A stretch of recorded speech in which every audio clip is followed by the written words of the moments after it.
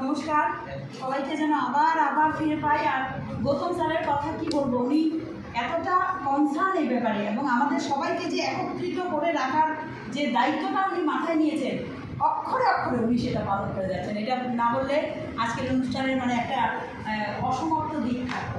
আর বুদ্ধুকে বলবো, এসছে আমাদের সাথে তবলা সহযোগিতা করেছে। আমরা কল্যাণকে পেয়েছি, কল্যাণের সাথে রিপনকে পেয়েছি। তো আমরা যারা আছি আমরা তো মানে এক পা হয়তো উঁচু করেই রাখি যে কখন এখানে আসবো, কারণ আমাদের যত বয়স যাচ্ছে আমরা বলতে বেশি করে মিস করছি এই আমাদের এই শেখরটাকে।